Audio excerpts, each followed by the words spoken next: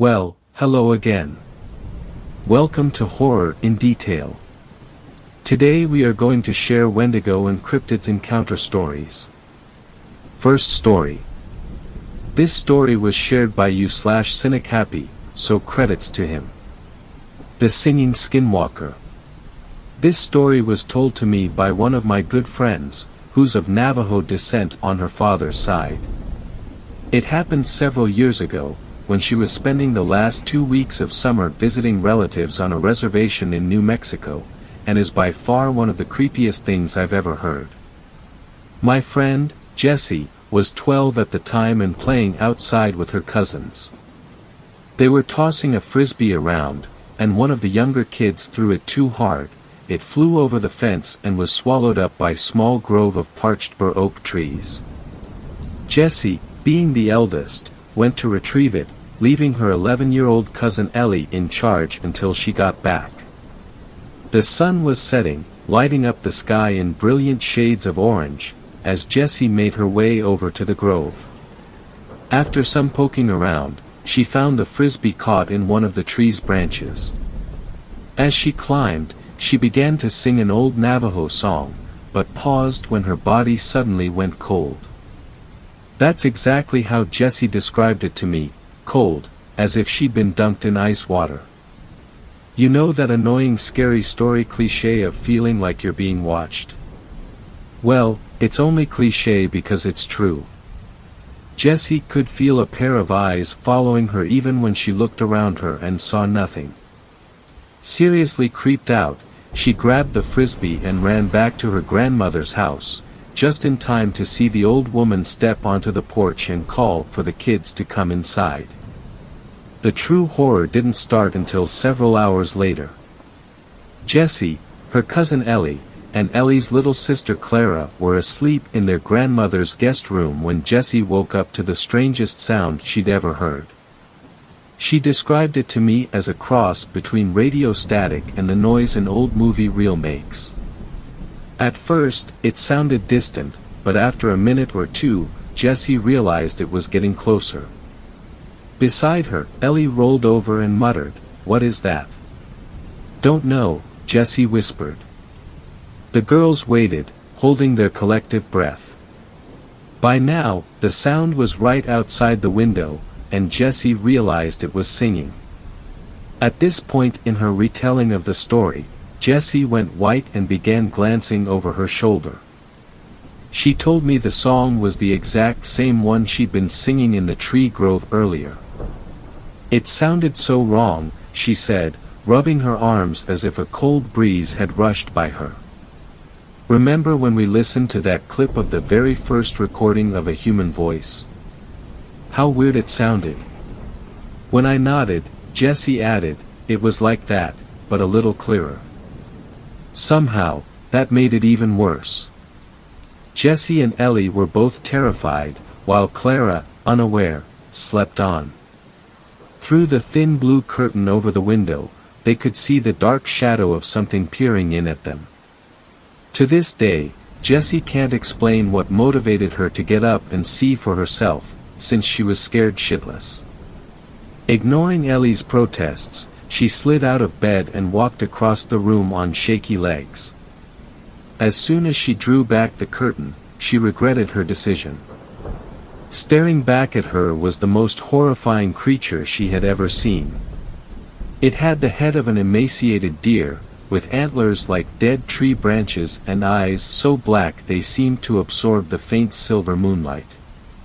It had a scrawny humanoid body with abnormally long arms and legs, and as Jessie stood there, caught in its hideous gaze, it raised a clawed hand and scratched at the window with a horrible screeching sound that made Jessie's skin crawl.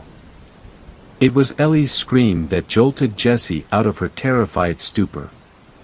She stumbled back from the window and landed on the carpeted floor. Clara woke up and began screaming too.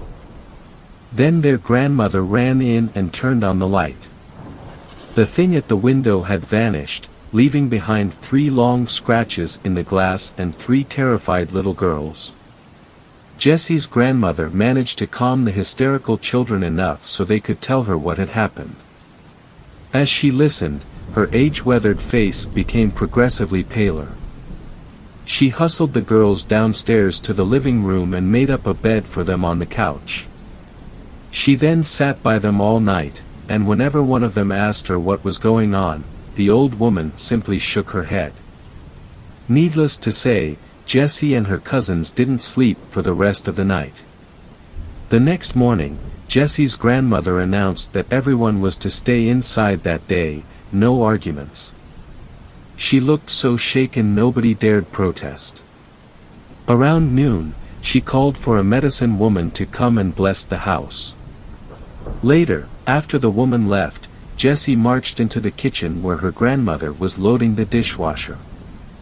"Tell me what that thing was," she said bluntly. Her grandmother sighed and motioned for Jessie to sit down. "You have heard the legend of the skinwalkers, yes?" Jessie frowned and nodded, vaguely recalling the story. "So that was a skinwalker?" Her grandmother nodded. "Yes. Grandma," said Jessie as a light dawned, "I think it overheard me singing in the tree grove yesterday." Her grandmother's dark eyes narrowed. "Why do you say that?" "Because it was singing that same song. You know, the lullaby you used to sing to me when I was little." Her grandmother was silent for a long time before whispering, "You are a very lucky girl, Jessica, but luck has its limits. From now on, you must be more careful." The look in the old woman's eyes as she spoke those words still haunts Jessie to this day. As I said earlier, that was years ago, 7, to be specific. Jessie has returned to the reservation many times, each without incident, but she has never set foot in that tree grove again, and probably never will. Jessie's grandmother died this past March, at the age of 87, and Jessie later moved in with her aunt for the summer so she could help clean up the old house, which the family was going to rent out. She had been there for about a week when I went down there to visit her. On my first night, we sat on the porch and drank some beers, and I found my eyes drifting towards the tree grove. "So that's where it all happened." Jessie shuddered and nodded. "Yep. Tomorrow, I'm taking you to the medicine woman and have her bless you." "Is that really necessary?" The look Jessie gave me nearly turned me to stone. "You think nothing will happen to you because you're white. But when you're in Navajo territory, you're in Skinwalker territory. Take caution." I nodded. "Yes." That night, I swore I heard radio static outside the house. When I brought it up to Jessie the next morning, she didn't speak, but grabbed my arm and practically dragged me to the medicine woman, where I was blessed. Nothing happened for the rest of the trip, and I went back to the city unscathed. I didn't post this here with the intention of teaching a moral, but I suppose if there is something to be learned from the story of the singing skinwalker, it's that there are things out there we can't explain. The look in Jessie's eyes when she recounted her experience told me everything I need to know. What she saw truly horrified her, and all I can say is, I'm grateful I didn't have to go through it myself. Second story. This story was shared by you/Snake973, so credits to him. The Thing in the Fields. When I was young, I lived on a farm in rural Oregon with my parents. I was the only child. We weren't a big commercial farm. Just a family type thing. We had 5 cows, 3 horses, a small herd of goats, 2 dogs, and 1 chicken coop. We also had some Indian runner ducks we kept mostly as pets. We didn't really make any money off the place, just enough to sustain the animals and a little extra for ourselves. Money enough to take a decent vacation every couple of years. Dad had his other job in town, an insurance agent. He was the only one around really, the town wasn't more than about 1,500 people. Mom gave horse riding lessons as well. We weren't rich, but we were comfortable. It was really an easy life, or at least it could have been a lot worse. I went to school, Dad went to work, Mom took care of the animals, then we all had dinner together every night, and I would go to bed while Mom and Dad had a beer or two and watched the news. Sometimes at night I would hear things outside. Mostly just normal stuff. The cows or horses would get spooked by a coyote or something, or I would hear the dogs chasing a rabbit, barking their heads off. Every once in a great while we would find a chicken dead. Dad would always tell me about it but never let me see the body, although I asked frequently. He would keep Mom and I inside until he had gone out, did whatever he did with the body, throw sawdust over any blood, and then life would go on as normal.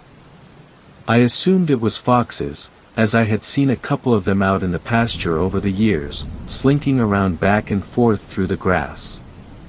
The summer when I was 10 years old, I remember helping Mom change the bedding in the horse stalls, when we heard a huge racket going on outside. If you've never heard the sounds of a horse in pain, you don't want to, trust me. It sounds almost like a person screaming. Well, that's what we heard, and one of our horses, the Palomino, came running into the barn with a wound on its left thigh. For long marks, like claw marks, ran across its body for about a foot. It had blood running down its leg, and was limping. I was so scared by the sight of that much blood that Mom locked the horse in a stall and made me go inside with one of the dogs. She told me to lock the door and stay inside until she came in to get me. I did. Eventually Mom came inside and told me that the horse had hurt itself on the barbed wire that ran the perimeter of the pasture. We owned more land beyond that, but it was mostly forested. I guess I believed her at the time, but at dinner that night I noticed Dad was being particularly quiet and Mom was talking a lot more than she normally did. She was being really animated, and I noticed that Dad had gotten his rifle out and set it by the back door. Usually he only did that when the coyotes had been acting up. That night I went to bed as normal, but I had trouble falling asleep. I turned on my desk lamp and decided to read comic books until I got tired. I have a very vivid memory of reading Uncanny X-Men and hearing the back door open. Looking out, I could see my dad by the porch light, lighting a cigarette and holding his rifle under his arm. He started walking over to the driveway and then turned to follow the fence line.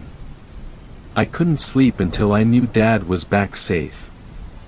I kept coming downstairs with the excuse of getting water to see if Dad was back in the house yet, and each time all I saw was Mom sitting on the couch in the living room, staring at a blank TV screen and looking worried, sighing occasionally. Eventually, about 4 in the morning, I think, Dad did come back, and I was so tired and relieved that I fell asleep as soon as I knew he was home. He never told me what he did that night, but I never thought to ask. 2 months later I was back in school. It rains a lot in Oregon in the fall, and this day was no different.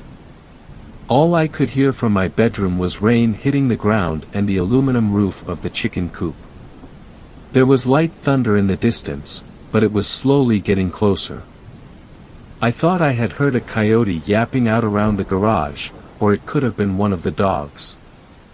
I looked out, straining my eyes to see whatever there may have been. In a brief and distant lightning flash I saw something. It looked almost like a person, but hunched over, and with a long torso.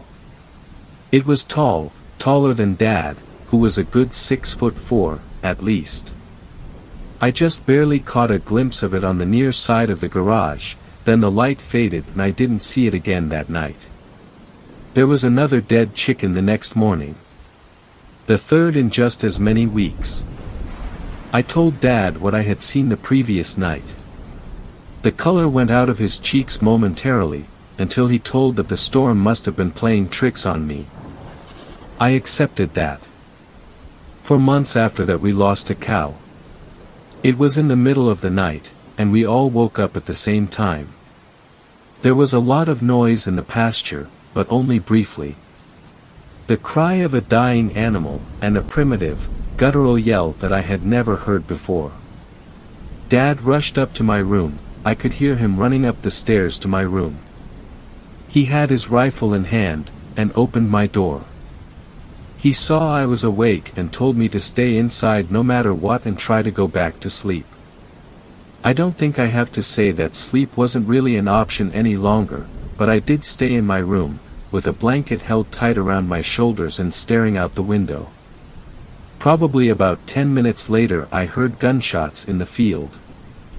I don't know what he was shooting at, whether it was whatever had attacked the cow, or the cow itself, trying to put the animal out of its misery. Dad rarely, if ever, talked about that night. I later found out that he had gotten to the cow only to find it ripped open on the ground, bleeding out from its torso. The shots I heard were him shooting the cow in the head. It kept going like that. For years. A chicken or a duck here and there. Something bigger only very rarely. It sounds absurd, but I almost came to think of it as commonplace. I only ever caught glimpses of the thing until what comes next. It terrified me. It happened in the middle of the day, over the course of a long weekend when my parents had gone to Seattle to see my uncle, who was ill. It was on a Saturday afternoon. I was 17 years old. I was out in the barn putting out food for the horses and the dogs. The horses were running around out in the pasture and the dogs were asleep in the corner of one of the horse stalls. I heard something rustling in the tall grass outside in the pasture. The dogs looked around a little bit but didn't seem to mind. I assumed it was just one of the horses waiting for me to leave so they could eat. I kept going about what I was doing, and in several minutes I thought I heard breathing. I turned to look and it was standing in the door. Tall as hell, even hunched over. The sun was streaming in behind it, lighting up all the dust in the air around it like some kind of sickly halo. It was looking at me. Considering me. Maybe it was trying to decide whether or not I was food. I remember swearing, turning, and running as fast as I could for the house, not even thinking. Panic causing my legs to move. It was behind me, not even breathing hard. I heard its feet hitting the ground in a constant rhythm. I got to the house, opened the door, slammed it behind me and locked it as fast as I could. I tore through the house, locking every door, and drawing the blinds on every window. I could hear it snarling outside the back door. The dogs were barking at it, but they wouldn't try to attack the thing. It was too big and they knew it. It roared at the dogs and they ran off, probably to hide in the pasture. I went to my parents' bedroom and got Dad's rifle. I loaded it, set up a chair in the living room facing the back door, and waited. It started prowling around the house. I could hear its feet crunching on the gravel of the driveway and the wooden planks of the back deck. It kept walking, back and forth. I thought about trying to look through a window to see it, but I was too scared. Eventually, after hours of hoping it would go away, the sun went down. I turned on all of the outside lights and went up to my room. I opened my window, with the rifle in my hands, hoping to be able to pick the thing off from above. I saw it lurking just beyond the glow from the porch light. It had long, sinewy arms, and walked on bent knee. It was by the chicken coop. Then it disappeared from view. I heard the chicken squawking and screeching. The thing reappeared with a dead, bloody chicken in its hands. It bit off one of the wings with jaws that were dripping with slime and drool and let the dead bird drop to the ground at its feet. Then it looked at me. Its eyes made contact with my eyes. It turned away again, back to the chickens. It came back with another bird, mutilated it in front of me, and dropped it. It went back again. And again. I should have taken a shot at it, but I was astounded and confused trying to figure out what it was doing. Then it hit me, it was a show of power. It was showing me that it was stronger than me. That it could do whatever it wanted to do because I couldn't stop it. At the same time I felt powerless and sickened. Powerless because what it was saying was true. If it was just that thing in me, I wouldn't stand a chance.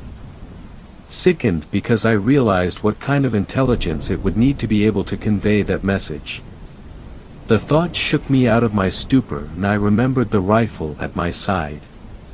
It was heading back to the chickens, and I decided that when it came back I would take my shot. It strode back to the porch.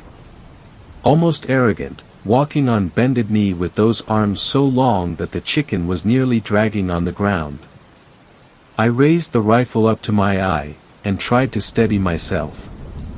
My heart was beating so hard I could see the rifle shaking ever so slightly in rhythm with each heartbeat I could hear pounding in my own ears. It raised the body to its mouth and just as it was about to put the chicken's head inside, I squeezed the trigger. The crack of the gun echoed in the now shattered quiet of the nighttime standoff and I heard it howl. A painful, loud, startled howl. I had hit it on the outside of the shoulder. It ran off into the night. I never saw it again. It was still out there, though.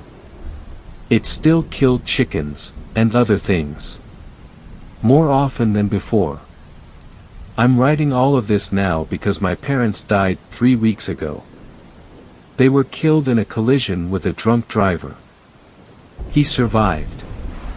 They left me the farm, and I intend to live here with my own family.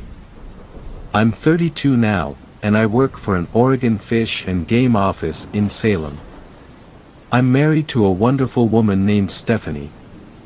We have one son, Zachary, who is 4 years old. We are expecting a daughter in 4 months. I've come to the farmhouse alone today. I told Steph that I just wanted some time alone in my parents' house. To deal with some emotions. She was very understanding. I've come back to claim what is rightfully mine. I have Dad's rifle next to me on the table and it is almost dusk. I've also brought several portable halogen lights to set up around the house, and my own shotgun. I'm borrowing a handgun from Joe, a guy at Fish and Game who I work with. When I am done typing this account of my memories, I will print it out, and leave it on the dining room table, along with my wedding ring and my key to the safe deposit box where my will is kept. Everything is loaded and ready. Hopefully I will return here to collect these things and nobody will ever know I wrote this. Steph, in the event that you are the unfortunate soul to find this, which I'm terrified to think seems a likely outcome, the thought of you having to go on alone hurts me more than anything in this world ever can. Know that I love you more than anything and I hope you understand that I am doing this to keep you safe. Zachary, I love you and can only hope you grow up to be a good, kind-hearted, and strong man like your grandfather was. To my unborn daughter, if I don't live long enough to meet you, it will be the single greatest regret of my life. Tell the police, tell Fish and Game, call Joe, he's one of the few people who knows about this. Make this situation known. Eventually someone will kill it, even if it isn't me. Goodbye for now. Third story. This story was shared by you/Merbeefthighs, so credits to him. Don't think you need to be in the countryside to run into a cryptid. There are monsters in the city too. People always talk about the number of monsters that reside in our country's vast tracts of uninhabitable land, the dense forests, deep caves, and the remote mountaintops, and the danger these creatures present to us. They're right to warn you, especially about the areas around our national parks, but did you ever stop to think about why the vast majority of people that go missing are last seen in some of our largest cities? For every one person that goes missing in the American wilderness, 3 vanish in our cities. Granted, Some of these disappearances, on both sides, can be contributed to murders, accidents, kidnappings or runaways, but a growing number each year can be contributed to those things that live in the shadows, and it's getting worse, especially in our cities. Ask any homeless person on the street. They'll tell you. 99.99% of the people they tell will write them off as crazy, or under the influence, but I promise you they aren't lying. They saw a huge, sticky tongue latch onto a woman and pull her into a dumpster. So have I. They saw a little girl lure a man into an alleyway before pulling his arm off and lapping up the puddle of blood. Not crazy, I've seen that too. A living shadow that envelopes its victims in a suffocating black slime. I haven't seen that one, but I know a guy who did and I believe him. These things are all around us and you'll do well to listen to my story and take heed. This could save your life. A girl had gone missing, young, blonde, blue eyes, the kind that gets her face all over the news when they go missing. Her name was Amelia Meager. I'm sure the entire city had her name and face memorized by the time my story started. Seems like it was all they played on the news for a week. About a week after Amelia's disappearance, I was walking home from the bars drunk and cursing myself for not being able to close with the girl I was talking to when a voice called out to me. Normally, I wouldn't have paid any attention, not too many people you want to hang out with are on the streets after 2 a.m., but this was a woman's voice. Being the horny, young guy that I was at the time, I came to a screeching halt and turned in the direction the voice called from. The voice originated from a dark shadow beneath a highway overpass bridge. Hello.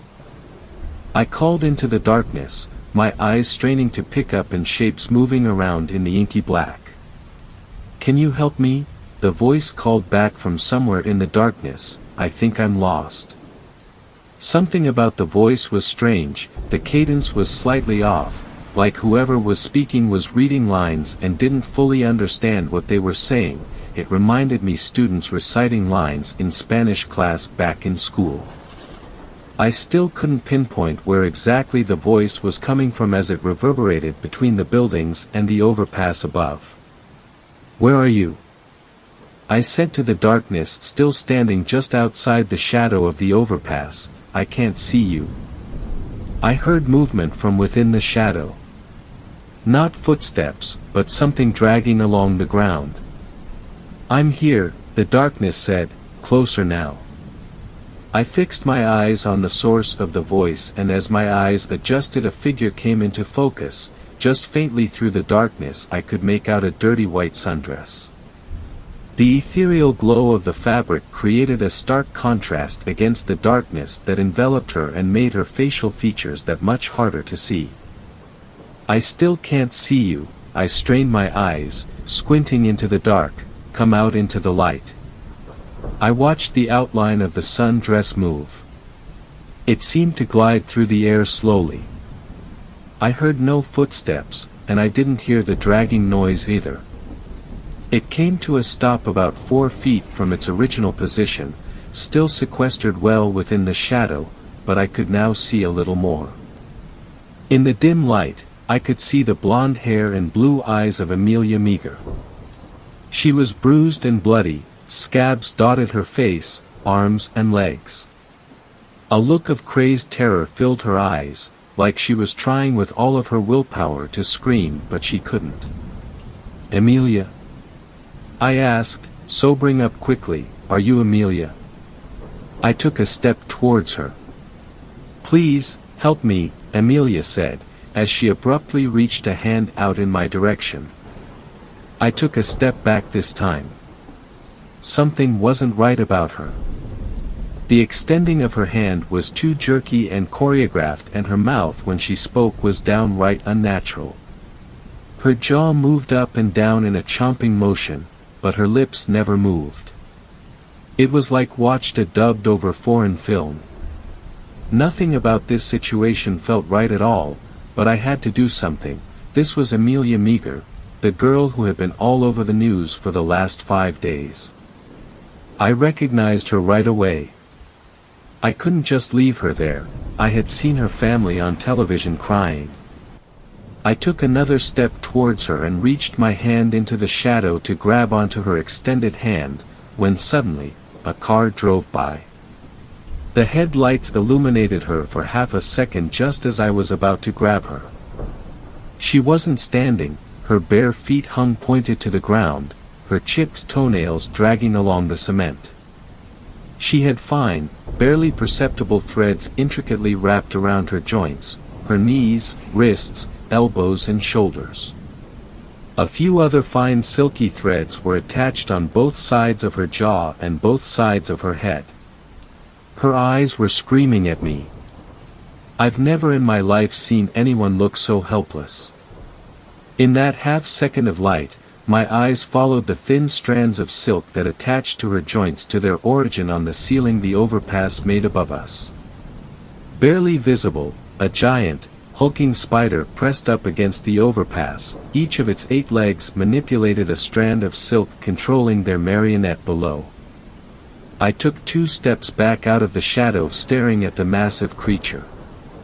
I watched it twitch its legs and my eyes darted back down to Amelia as she was dragged back into the darkness under the bridge to be used as bait for the next guy unlucky enough to walk this direction. I left her there and I ran straight home. Amelia Meager was never seen again. I've seen a lot of weird shit in this city over the years and stuff like that seems to be happening more and more often. I said all of this to say, don't think you have to be out in the countryside to run into a monster. They are everywhere. Sometimes they even look just like you and me. You probably walk by a few of them every week without knowing. So, keep your head on your shoulders and don't do anything stupid unless you want to spend your last few days being used as bait like Amelia, or maybe even worse. This story was shared by you/boy with a loaf of bread, so credits to him. All the urban legends about me are wrong. Throughout all of human history, there has been one constant throughout the variables of civilization's advancement: stories. As mankind moved away from small clay huts to monolithic steel skyscrapers, the yearning to tell and listen to stories has always persisted. It's a way of not only growing and evolving the mind, it's a way of connecting with one another. Yet out of all the methods of storytelling that have evolved from the small carvings of stick figures along Neolithic walls, there's one in particular that seems to strike a nerve more than any other: legends of horror. From the very moment you learn to tuck your children into bed, or gather around in communion by a fire, stories of dark and terrifying creatures have invaded your nightmares through the catalyst of scary stories. Many of these classics have become so immovable in human culture, that they've transformed from mere tales of horror to urban legends.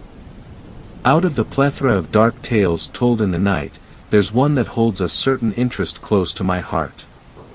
The tales of a mysterious interloper that plays a mesmerizing tune from his pipe to lure unsuspecting children to their doom in the forest brings a certain interest to me, not because of how it can scare the shit out of a misfit to try and get them to behave, it's because it's about me. Yes, I know what you must be thinking.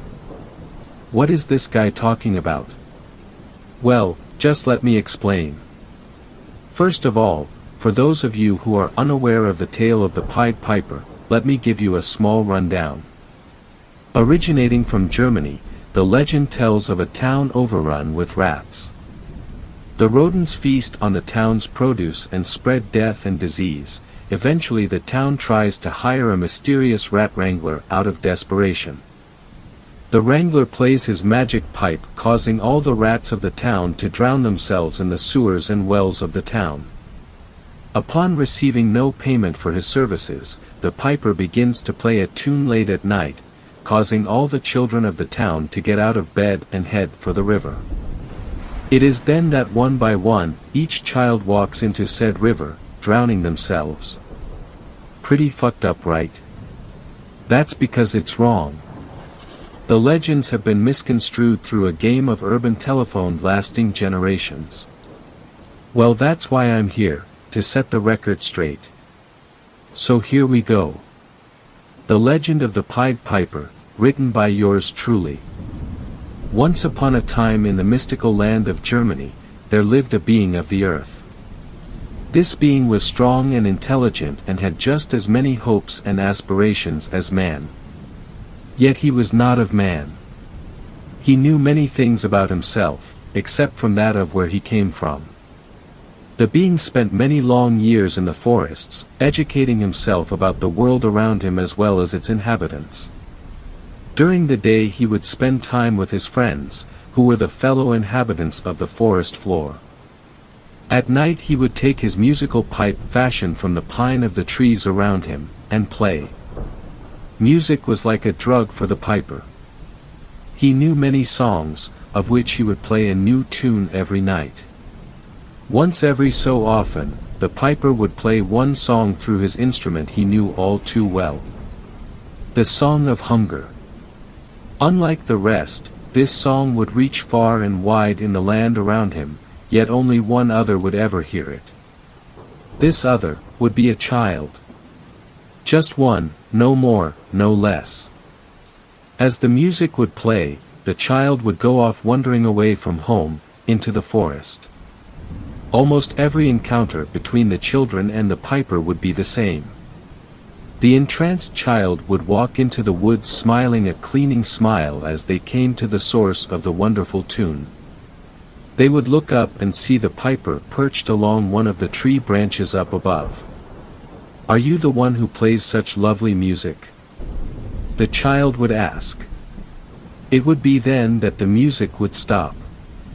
Almost immediately after silence returned to the forest, the child would look around in complete adolescent confusion. Having absolutely no idea where they were, or how they got there, they would look up at the piper and ask how to get home. Home. The piper would ask, hopping down from his tree branch, "My sweet delectable child, you are not going home." For a short time afterward the piper approached the child. The quiet forest would be filled with the screams of pain and anguish as the child would be feasted upon by the piper. Tendon by tendon, limb by limb, bone by bone, the piper would consume and leave nothing to waste. But out of everything consumed, the fear and pain of the child would fill the pipe's belly more than anything.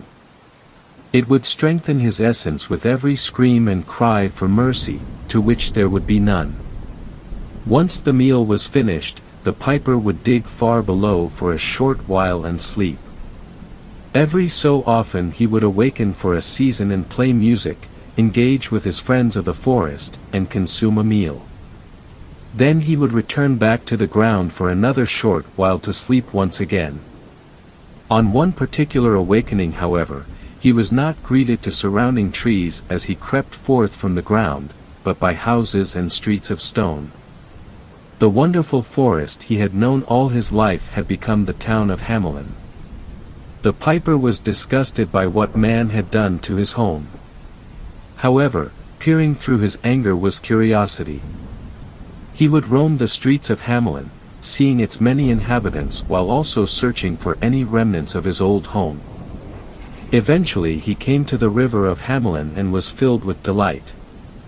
The same water that had run through the forest floor still flowed through the ground surrounding the town. But all of this adventuring had done the piper in, his belly was grumbling. He was hungry. But the piper knew he could not walk into the town of Hamelin and take a child just because of his appetite. That was rude. And while man may have been rude, he was not. But he was angry. Angry at the perversion that man had done to his home. So as he sat on the outer banks behind the town of Hamelin in the dark of the night, he smiled as a plan arose in his mind. That next morning, dawn arose over a Hamelin under siege by hordes of rats. The rodents themselves had arrived by another one of the piper's talented songs. Day by day for weeks the people of Hamelin would try to stomp and smash all the rats, but to no avail. All hope for the little town had seemed lost, until one day the piper came strolling through the streets to the mayor's home. The mayor was weary and tired from the troubling invasion of rats, but was overjoyed when the piper offered a solution. "For sufficient payment, I shall find your streets of the rodent infestation," the piper said with a smile. "Oh, but of course. Anything for someone who could save our troubled town," exclaimed the mayor. That day the piper walked out onto the streets of Hamelin and played another tune on his pipe. The music carried over all of the rats of the town as they safely evacuated the town just as they had appeared. The townspeople rejoiced and clapped as their filthy streets were clean of rodents once again. Upon the completion of his work, the piper returned to the mayor for adequate compensation for his work. "How much coin for your service?" asked the mayor of Hamelin. "None," replied the piper. For a moment the mayor was confused, until the piper continued. "I only ask for your child," the piper said with a smile on his face and a deeper grumbling in his belly. With a face of rage and disgust, the mayor threw the piper out of his home, as the people of Hamelin beat and bruised him till he left their town. It was here that the piper had been changed forever. For the first time in his entire life, he looked back at the distant town of Hamelin, with revenge in his eyes. That night, the piper's song of hunger filled the air of Hamelin and lifted each dreaming child of the town out of their bed. In the midst of twilight, the children murdered their parents in their sleep, the perfect betrayal as repentance for their betrayal of the piper. Covered in blood the children walked down the streets of Hamelin, carried by the soothing song of the piper.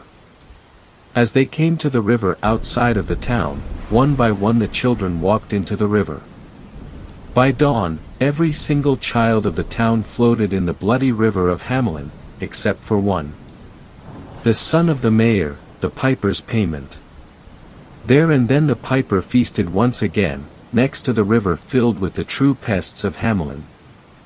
The child's screams carried far in the crisp morning air, yet there was no one left to hear it. With his belly full and the town emptied, the piper dug himself a place in the ground to sleep once again for a short while. And unlike the wretched people of Hamelin, the piper lived happily ever after. There we go, that's a nice story, isn't it? Even nicer that the whole thing is fixed. Of course I hate that it took so many centuries for the director's cut of this story to even come to light, but I've been asleep for so long. And I have to say I am quite impressed with the way the world has progressed in terms of technology and architecture. But I'm quite disgusted by the further perversion of this once green world. But at the end of the day, what can one lonesome piper do in a world so vast and alien to him now? Well, I suppose we'll both find out together now, won't we? Well, I better go on and get off of here. I'm getting hungry, and my pipe has been quiet for long enough. Fifth story. This story was shared by you/Dramantis, so credits to him. I am Hunter. Stop believing in cryptids. As you may know, cryptids have been a hot topic for many centuries at this point, with a recent resurgence in interest especially as of lately. In fact, it may surprise you to know that every single popular post on this subreddit, even the ones you only pretend to believe, is real.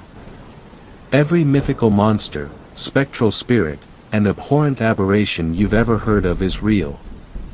It is the job of my order to hunt down and put these creatures down, but it's becoming worse by the day. And it's all of humanity's fault. I'm not referring to climate change or man-made disasters or anything like that to cause these creatures to become more aggressive or anything like that, but it is, inherently, man's fault. I've been given special permissions to reveal to you all the foundation of my order and a few of the hunts I've been sent on in order to convince the world to stop believing in cryptids. Otherwise we won't last much longer against the tide of the night. I beg of you one and all, read this through to the end, and heed my warning, or all may perish. The order I am a part of was founded in the far-flung past. You all may be familiar with the concept of belief manifesting itself in human life, as it's a common belief for some cultures, but is known to most. Believe that money and fortune will come to your life, and it will, etc. What I'm sure most of you don't know is that this idea has been around for far longer than anyone might think. The founding of my order occurred in the time of ancient Greece and the birth of the Roman Empire, as a group of philosophers had theorized and discovered the power of belief. These philosophers theorized that human belief could manifest many things, from material to immaterial, be it non-living or fully sentient. It mattered not the nature or intelligence of what we manifested, and I suppose in our own way humanity is almost godlike. There was, however, a caveat to our mind manifesting power. The true limit was based on what people believed, and how many believed it. The basic concept would be that for a thing to manifest in the entity that is made real, multiple people would have to believe it having the same characteristics and, or, powers. For instance, the gods themselves. Yes, to answer bluntly, the gods of every single religion to ever exist were, or are, real. Only due to human belief, though. I've met multiple versions of each major religion's god or patriarch god, each with varying degrees of power, but for all they could or couldn't do, they were still never exactly how pictured, or nearly as powerful as the holy texts may describe. In essence, if the world came under one grand religion and there were no differing sects or denominations, and everyone believed this god looked one way, and had these powers, etc., we could manifest an actual all-powerful, all-knowing deity. So now you know the scale of what this power, or curse some might say, humanity can do. Now think of what cultures all around the world have in common. Myths, legends, urban rumors, ghost sightings, and more. Now think of the amount of people who fear and believe these things. Less than the people whose culture it is a part of, for sure, but not an insignificant number. I'm guessing you know where I'm going from here. Cryptids are real, and it's our fault. Don't get me wrong, not all cryptids are malevolent, some are cooperative and benevolent, and some act as prophets for those who know where and what they are. Nessie, for instance, is cooperative, benevolent, and prophetic. We've monitored her for a while now, ever since we found her really. We have done our best to ensure her concealment from the public eye, and she lets us monitor her in the loch, as well as saving people from drowning in it when she can. She hibernates for 1 whole month before the first major chill. She's almost like a reverse groundhog. As soon as she lay her head down and doesn't get up for a day or two, that's our first sign of winter in Scotland. The Mothman is another prophet, and some mistake him for malevolent. That has proven a difficult trial to overcome for our agreement with the Mothman. We have also agreed to conceal his presence from public eye, and in exchange we get a strange kind of feeling and glimpses of images whenever a disaster is about to occur.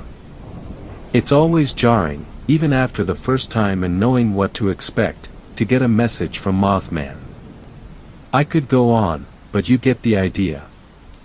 Maybe later if you all want I could recount some of the stories from my hunts, but there are 2 in particular I wish to share with you all. It will help to prove my point as to why you should stop believing in cryptids. The Wendigo are creatures of Native American culture, malevolent shades, taking over a human body causing them to go feral and insane, devouring human flesh but never ceasing in their hunger.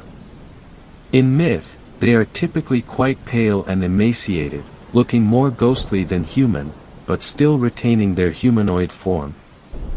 I've hunted one such creature before, and it wasn't easy then. And it hasn't gotten any easier. The preparation for this hunt was extensive. We acquired the aid of a medicine man, an older gentleman whose name I couldn't pronounce at the time, so he told me to just call him John, as it would be easier for me. At the time, all we needed were some powerful tranquilizers and the ability to fight the creature until it was subdued. John had described to us the power of the Wendigo, how it could hold even a grown man down and rend the flesh from him with little effort, and while the tranquilizers would weaken it, we'd need at least 3 other strong, well-trained men.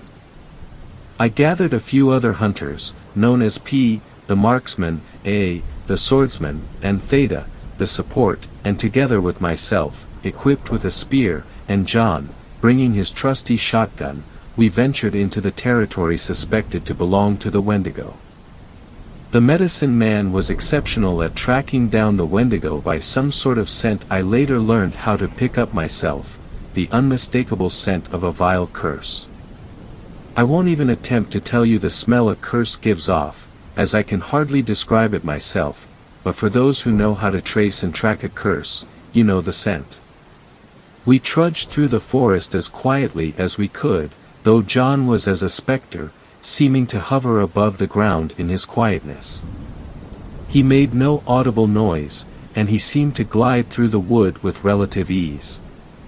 The rest of us were accustomed to the hunt and stalking our prey, but couldn't quite move like John, and Theta was the greenest among us, also the loudest. I think that's why he was the one. Halfway into the Wendigo's territory, I took note of Theta's disappearance, as though he had vanished into thin air. I approached John and gave him a small hand signal. We all stopped dead in our tracks. The only trace we had that Theta was ever even there was his revolver lying in the dirt, his medical supplies, and most importantly the sedatives, were gone with him. I muttered curses and spat vile words under my breath at the creature we hunted, but took solace in the fact that it would soon be dead. We moved more carefully in the darkness of the undergrowth, John having a flare at the ready at all times since the disappearance of Theta. Wendigos have an aversion, a weakness, to fire, he told me, but they can be harmed by most means. Fear not, and keep your wits about you. John continued to glide across the forest floor towards the scent of the curse, but even those of us not well versed could smell decay and death on the wind. We were almost certainly approaching the creature's lair.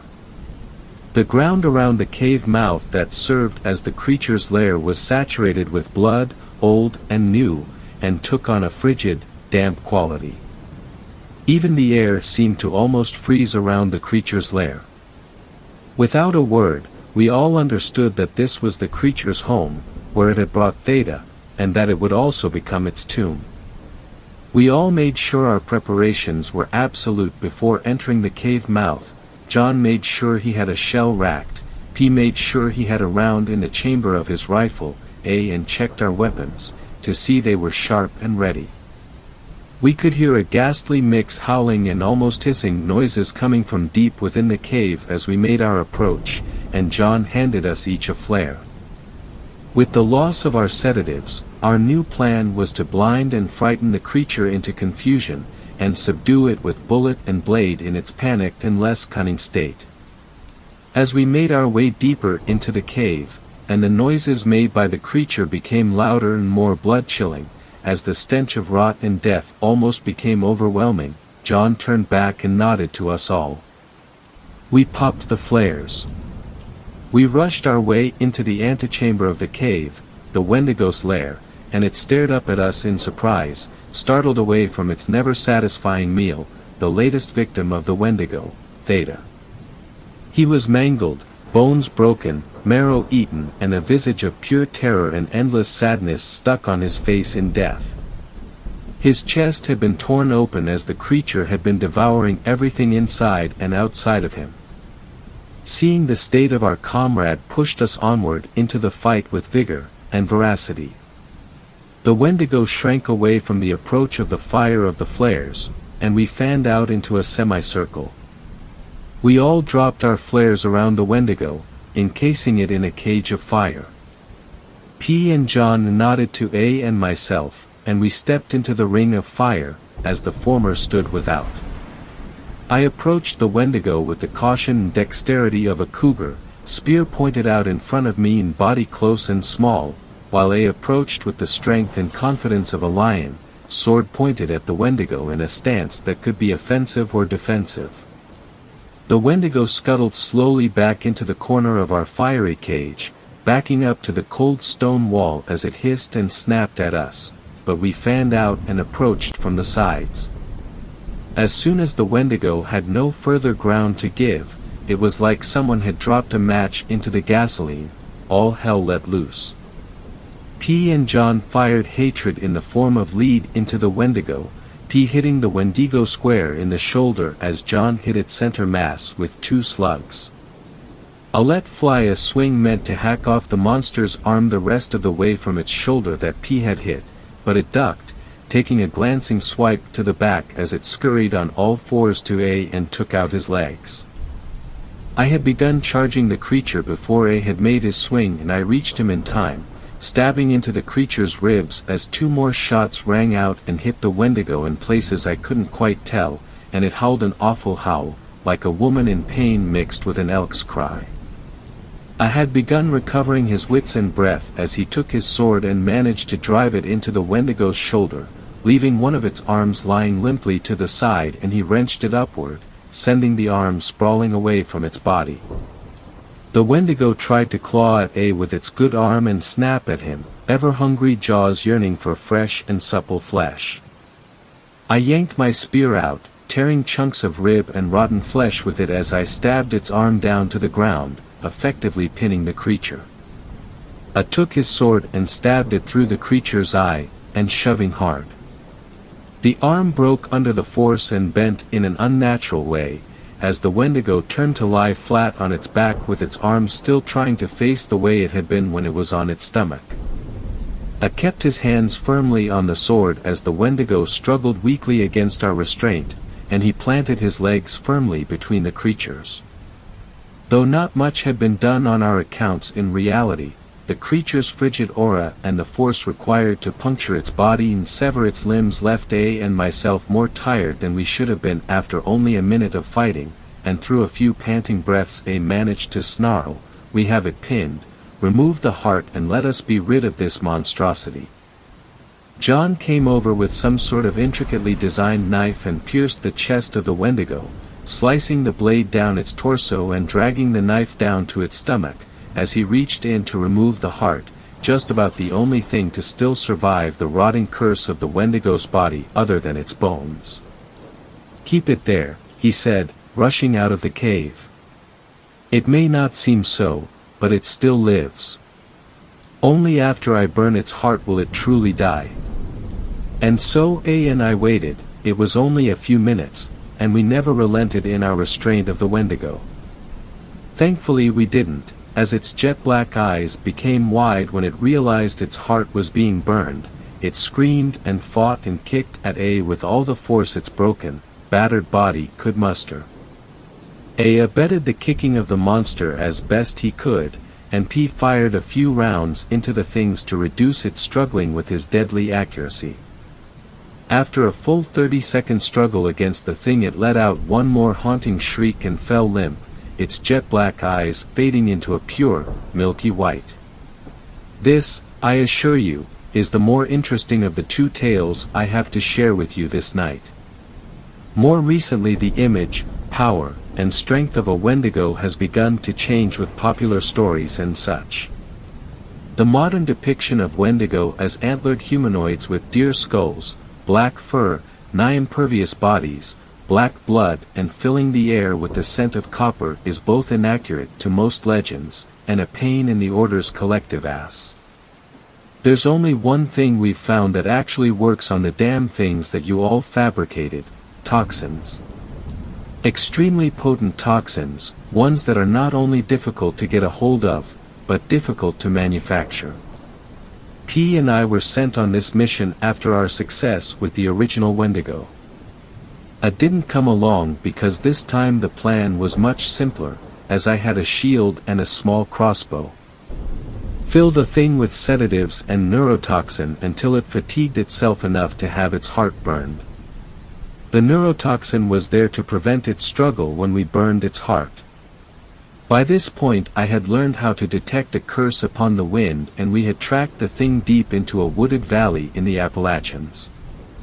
This thing was faster than the original Wendigo we fought, and truth be told, when we first glimpsed the thing we thought we were dealing with some sort of fucked up Sasquatch, but of course not. The belief around the Wendigo had changed, and so did the creatures we now hunt. P and I had managed to catch the thing running through the tree line ahead of us, and I dashed in front of P to form a vanguard and distract the creature while P filled it with toxins and sedatives. The thing barreled into my shield at almost lightning speeds, and I had no clue what had hit me, but it thrashed around the edges of my shield, trying to get at my delicate vitals and head. I had been prepared for a good amount of force, like the original Wendigo, but this thing almost knocked me onto my back. I howled in pain as it clawed around my shield, weakening my weapon and shield arms, knocking my hand crossbow out of its holster away from me, and almost breaking my shield arm in two with the impact. P stayed calm, and starting firing dart after dart into the creature at suspected vital locations. Most of them plinked off the creature like it was wearing some sort of armor. What the actual fuck is wrong with this thing? I cried out to P, unsure of how long I could withstand the assault. "I don't know," came his reply. "But I have an idea. Hold on for just a little longer, M," and I heard the dull pop of a cork bottle. I pried my weapon arm loose of the creature's grip and reared back for a thrust of my spear, but the spear just barely drew any blood on impact. This seemed to drive the creature into a frenzy, and it began gaining ground on P and shoving me back. I heard an extremely loud gunshot go off as P fired his high-caliber rifle into the thing. The bullet managed to pierce flesh, deeply enough for the creature to feel it and howl in pain. P pulled the bolt as the howling kicked up into a fever pitch and prepared another round, firing into the creature's shoulder this time. I expected it to have weakened the creature like the previous Wendigo, but it seemed to just piss it off even more. P had told me later that he had coated those bullets in the sedative and neurotoxin, and had simply hoped it would be enough. If it hadn't been, we would have both died. I felt the assault begin to lessen against my shield and body, and I tried to drive the creature back, but it was like trying to move a mountain with nothing but a shovel. I did manage to cease its charge forward though, and I jabbed it a few more times with the spear, puncturing deeper into the gash I had already made. "P. Bring me the damn vials." I cried out as I screamed a war cry and continued to jab the creature, running almost purely on adrenaline.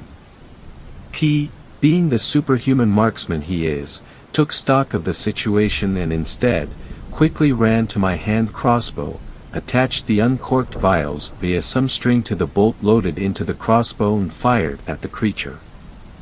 The bolt itself seemed to have no effect on the creature, but I reached up and around the wrathful, unabating claws of the creature and smashed my spearhead against the vials, coating the tip in glistening, painful death.